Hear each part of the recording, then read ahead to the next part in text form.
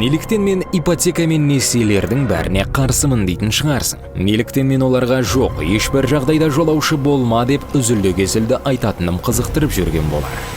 Мен саған өз сырымды ашайын.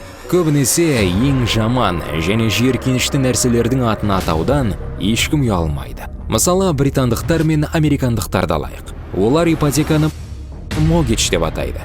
Бұл сөз екі бөліктен тұрады. Mod және age. Mod өлім, age жас. Сонда mortgage сөзі нені білдіреді? Бұл өміріңнің соңына дейін төлейсің деген мағынаны білдіреді. Ойланып көрші, сен өз армандарың мен амбицияларың үшін соңғы деміңе дейін төлеуге міндеттенесің.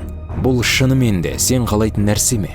Табысыңды ұлғайтып, мобильді және еркін болудың орнына сен өзіңнің әр қадамың сақтандыру мен комиссияларға тәуелді болып табылатын қаржылық торға тап боласың.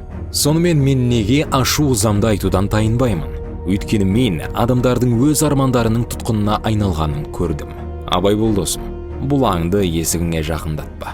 Ипотека деп аталатын өмір бойына созылатын құлдыққа жазылмас бұрын жақсылап ойлан. Сондықтан бұл бейнені көргеннен кейін сен және сенің жақын достарың бұл бейнені мүмкіндігінше көп адаммен бөлісіңдер. Бұл ипотекалық желі сені бір рет жұтып қойған болса да, екінші рет мұны істеуіне жол беруші болма. Көптеген адамдарда ақша жоқ және олар ешқашан жеке үй сатып алуға ақшасы болмайтын сияқты. Сондықтан олар несие алуға мәжбүр. Бірақ бұл олардың өз пәтерін мүлде армандамауы керек дегенді білдірмейді. Және олар жалдамалы пәтерлерде тұруды жалғастыра отырып, өз баспаналарына ешқашан қол жеткізе алмайды деген қате түсініктен арылу маңызды. Досым, сен мына нәрсені ұғып ал. Армандау әрқашан жақсы. Бірақ егер сен өз армандарың үшін болашағыңмен және балаларыңның болашағымен төлейтін болсаң, бұл жай ғана ақымақтық емес. Бұл өте қауіпті нәрсе. Осы мәселені толығырақ қарастырайық. Бұл жай ғана ақша мәселесі емес. Бұл еркіндік мәселесі. Дәл осы сәтте адамдарды екі топқа бөлер едім. Біріншісі, шынымен қаржылық кедейшілікке ұшырап, ипотека алып, оны 10, 20, кейде 30 жылда қайтарып беретіндер. Осы төлемдердің математикасына қарайтын болсақ, бұл адамдардың ипотека үшін жасайтын артық төлемдері бірнеше пәтерлерді құрайтынын білеміз. Бұл жердегі маңызды мәселе мынада. Бұл адамдар ақша санауды білмейді. Ал банктер бұны жақсы біледі және өз пайдасына қолданады. Адамдар табысын арттыруға, басқа қалаға көшуге, жұмыс ауыстыруға мән берудің орнына өз торларының тізбегіне байланып қалады. Ал банктер болса, осындай адамдардың арқасында өз пайдаларын көруде. Сондықтан жалғыз ақылға қонымды тәсіл бұл кірісті арттыруға әрекет ету. Бұл жұмыс орнын ауыстыру, басқа мамандыққа даярлану, тіпті өз бизнесіңді ашу болуы мүмкін. Шахматшылардың көптеген жолдары бар сияқты, мұндай жағдайдан шығудың да көп нұсқалары бар. Бірақ ең өкінішті нұсқа бұл тордың жанындағы шынжарға байланып банктың құлы болу, өзіңді еркіндіктен айыру. Ал екіншісі, өзін бақытты санайтындар. Олар ипотека алып 2 жылда төлеп тастадық дейді. Олар несиені ерте төлеп бітірді дегенмен бұл жерде де гәп бар. Осы мәселені анықтап көрейік. Біріншіден, олар бұл пәтерді ипотекасыз да сатып алар еді дегенді білдіреді. Шамасы олардың табысы 2 жылда төлеуге мүмкіндік береді. Бірақ бұл жерде банк тарапынан бір қулық бар. Банктер мұндай адамдардың бар екенін және олардың несиені мерзімінен бұрын өтейтінін біледі. Сондықтан бірінші жылы банктер осы ипотекалық несие алушыларға орасан зор сақтандыру мен комиссияларды жүктейді.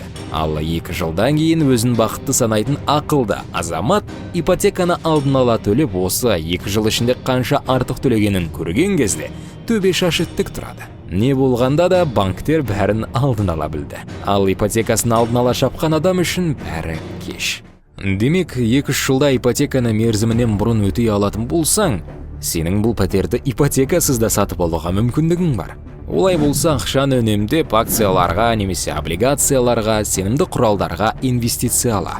Банкке сақтандыру, комиссия және сол сияқты қажетсіз нәрселер үшін төлем жасама. Өйткені алғашқы жылдары банк сенен қомақты соманы алуға тырысады. Сондықтан бұған жол берме.